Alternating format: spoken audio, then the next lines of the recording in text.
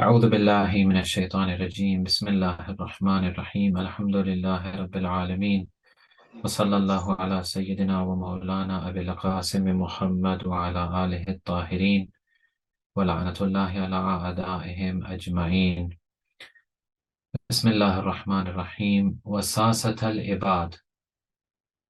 Today's discussion is on this line, وساسة العباد.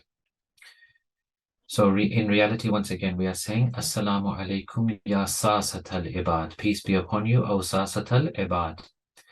Sasa is the plural of Sa'is from the root siyasa or siyasat. If I asked any one of you today to tell me what is the meaning of siyasat, you would probably say it's politics.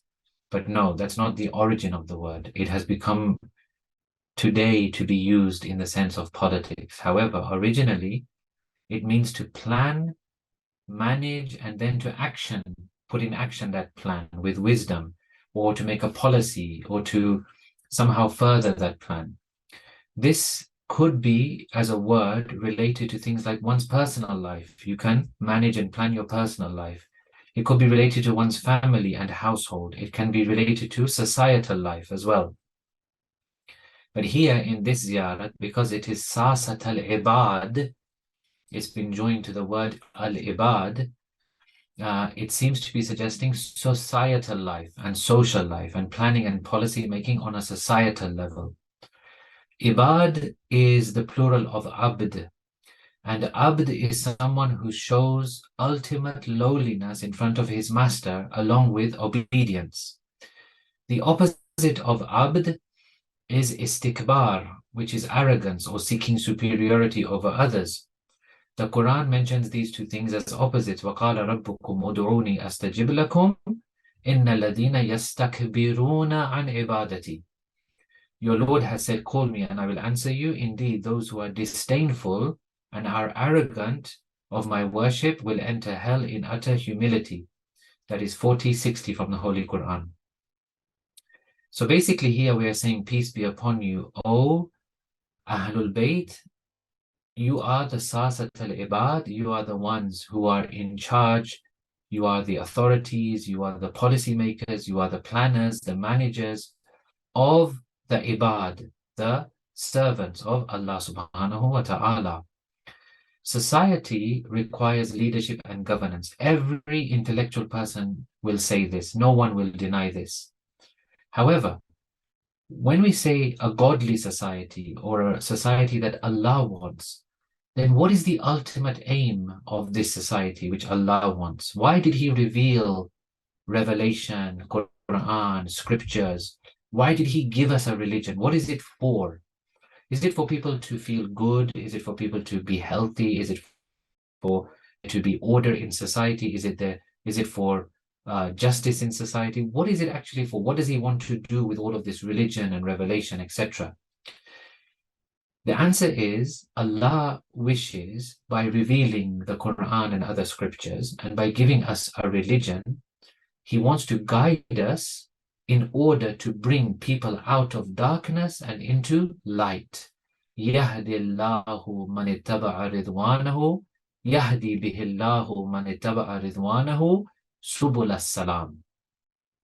With it, the Quran, Allah guides those who follow His pleasure and trying to please Him to the ways of peace. وَيُخْرِجُهُمْ مِنَ الظُّلُمَاتِ إِلَى النُّورِ, and to bring them out of darkness into light. So all the other things that have been related to the Quran and religion, etc., such as, for example, resolving people's disputes, this has also been mentioned. Unifying people, this has been mentioned. Establishing justice, this has also been mentioned. All of these are stepping stones. They are very, very important. They are all preliminary steps and objectives of the main objective. The main objective was to bring people out of darkness into light. So the real objective of the prophets, imams, is to make people more illuminated. And the revealed books which they are given are tools which they are given to do this. Kitabun anzalnahu ilayk. This is a book we have sent down to you, لِتُخْرِجَ النَّاسِ, so that you may bring mankind out, مِنَ الظُّلُمَاتِ إِلَى النُّورِ, from the darkness into light. Hence, Allah arms the Prophets and Imams with the tools they require to achieve this aim. These tools are what? Things like miracles, scriptures, revelation, infallibility, legitimate birth. They have good voices, they are generous, they have perseverance, they have determination, and all the other good qualities associated with this ultimate objective. Now, this all helps not only to spread the truth, so to bring the truth, to bring the true message of God, but also to then protect it from misguidance, mischief, misinterpretation, and such like. So that, and this is very important, so that religious truths and divine teachings are not lost and do not get distorted and do not just get buried under the earth and everyone forgets about them and no one cares about them anymore. No, Allah has kept this amazing system of religion and revelation for us so that we keep alive His teachings and His laws. So our beliefs are as follows regarding religion, revelation, etc. Our belief is as follows. Religion, we do not see religion as just a series of do's and don'ts. Be good to others, be good to your fellow person. Yeah, all of these are very important. Pray your namaz, keep your roza, do your hajj, etc. Yes, these are all very, very important, but it's more than this. Our societies, our jamaats, our communities, our people, sometimes we get very much, we look at religion as, is this haram or not? That's not the way to look at religion, really. Rather, we believe that religion is a series of rules, yes, but wisdoms as well, in order to regulate and properly order society. In what manner? In its beliefs. People should believe the right thing. They should understand the reality around them. They should understand the universe, how it came into being, what is the role of this world and these natural blessings that we have. They should understand all these things. Their beliefs are very important. Their morals, their social responsibilities, the financial system, the political system, the system of the courts, the system of the prisons, the system of law and order, all of these things, Islam and religion covers. If these are all implemented, it will cause incredible success and happiness in the world. Look at our world today. It is a disaster. It is a disaster. No one will say that the world as it is today is the way it should be. No one is happy with what is going on in the world. No one is happy with the level of discrimination and inequality that we see in the world. No one is happy with the way people are treated. No one is happy with, for example, the way the financial world is operating. We have lots of issues with greed and the top 1% and the top 5% owning most of the wealth in the world. This is completely alien to Islam. So it will cause incredible happiness and success and blessings in the world if Islam is implemented properly. However, if it stays just at the level of lip service and just speech, we just speak about Islam and we feel good, we go to the mosque, we hear a nice lecture and we feel all good and rosy, then this is not going to have the effect. We need something more. This is the first belief that we have. The second belief that we have is that the differences and disputes that we see amongst people are natural. There will always be some level of dispute and difference of opinion. Why? Because they all have, all these people, we all have differing and different capacities and capabilities and potentials. Hence, disagreements will happen and they will always happen, and we will never be able to do away with them completely.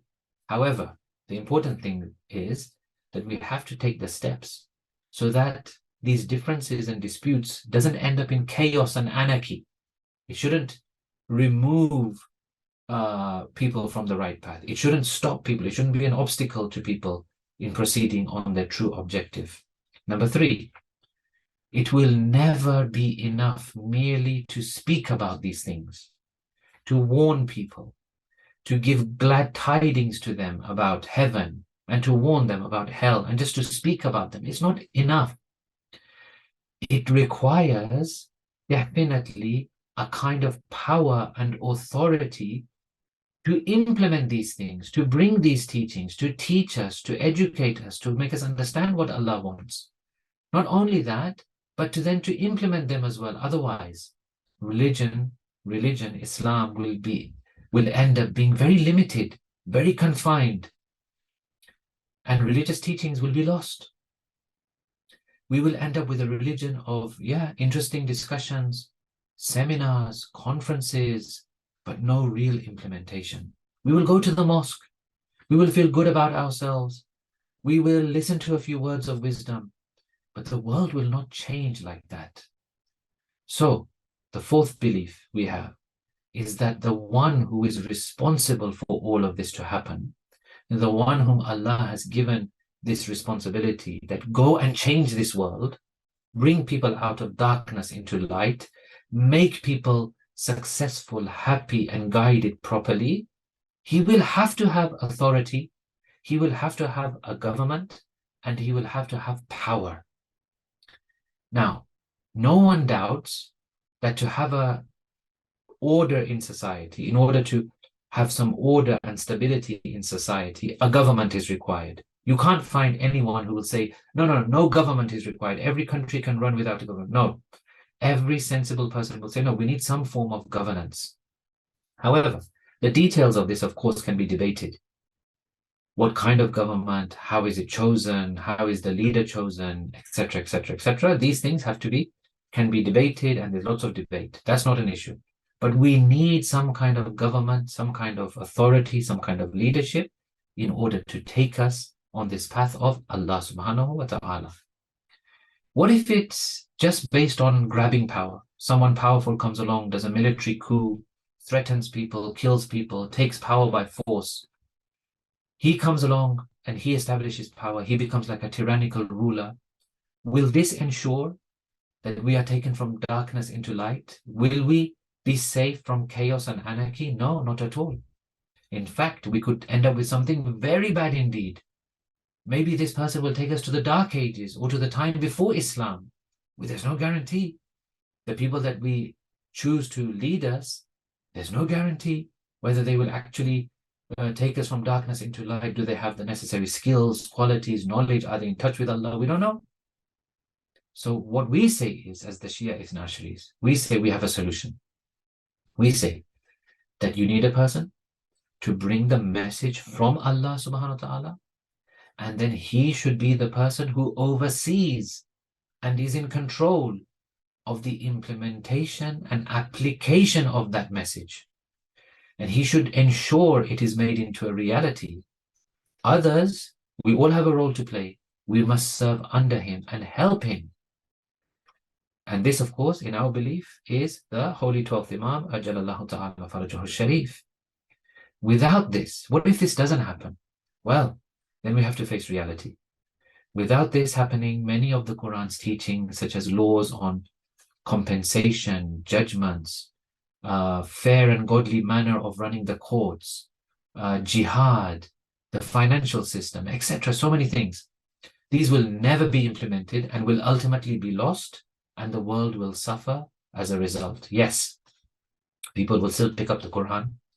They will read it in Ramzan. They will get sawab for reading the Qur'an. They will feel good about themselves. They will pray maybe. They will fast maybe. They will go on pilgrimage maybe. All of these things will be done, but the world will not change. We will not bring people out of darkness into light properly. We'll get sawab, we'll do a bit of good here and there, but this whole objective of Allah, the objective of sending the Prophets and Imams, will not be achieved. Now, to finish off today, now this is going to be in two parts. So this is part one, which we are just coming to the end of. Next week, we will do part two, because it's a very interesting and very important discussion. To end today, I want to relate to you one of the ahadith from Amirul Mu'mineen alayhi salam, which Ayatollah Ziya Abadi has narrated in his book. Amirul Mu'mineen says, Bina yaftahullah wa bina yakhtimullah. Amirul Mu'mineen says, through us, Ahlul Bayt, Allah will open up people's lives in such a blessed and happy way, and he will bring it to an end as well at the end of their time on this earth. وَبِنَا يَدْفَعُ اللَّهُ الزَّمَانَ الْكَلَبِ. He says, and through us, all of the challenges and problems and difficulties of life, these horrible experiences of life that we don't have to go through, Allah will remove them from people. And when our Qa'im stands and rises, meaning Imam Zaman, the skies will rain their rains down upon the earth. The earth will put forth its greenery and its plants and its vegetation for everyone to enjoy. The issues and hatreds and underlying and deep-lying problems that people have with one another, these hatreds and these issues that they have with one another, will go away, will melt away. Even the animals will find peace. You will find no longer any kind of disputes amongst the animals even. And then he says, in that time, a woman will be able to walk from the distance of Iraq to Sham, hundreds of miles. And everywhere she steps will be green and fertile and full of vegetation, meaning that the world will have abundance. And it will be such that she will place on her head all of her jewelry and belongings and valuables. No animal will attack her, and nor will she be afraid of any animal. She will be completely safe in this journey. No one's greed will prompt him or her to go and steal this from her. No one will have these issues anymore. The world will be a different place with the coming of our Imam Ajalallahu Ta'ala Farajahu Sharif. So when we say Sasata al-Ibad, Assalamu alaikum ya Sasata al-Ibad, we are saying peace be upon you, O Imams of Ahlul Bayt. You are the authorities, the managers, the planners, the policy makers, the leaders of the servants of Allah subhanahu wa ta'ala. And with your leadership, we will have a new world, a much better world, nicer world, in which there will be plenty for everyone, greed will go away, and you will properly implement Allah's systems, laws, and teachings. That is the end of our discussion. And now we will look to see if there's any questions on this. What is the best source to gain knowledge of walking on the path of Ahlul Bayt? Of course, we have two main sources of knowledge. The Holy Qur'an is one, and Sunnah and Sirat of Aimma alayhimus salam is the second. Both of these things complement each other. But because maybe we are not that expert in interpreting and understanding these things in their depth, then we should turn to our ulama, their teachings, their speeches, their lectures, their writings, their books. This is where you will get your proper, amazing, in-depth, researched material on the teachings of Quran and Ahlul Bayt. When I say ulama, I mean those who have been trained properly in the hawzat, the hawzas of Qum and Najaf, the reliable hawzas, the reliable scholars with good teachers who have followed the rigorous system which has been put in place. That's what I mean by ulama. That was the first part of our discussion on Sasat al-Ibad. Inshallah, we'll continue this next week with the tawfiq of Allah subhanahu wa ta'ala. Wassalamu alaikum wa rahmatullahi wa barakatuh.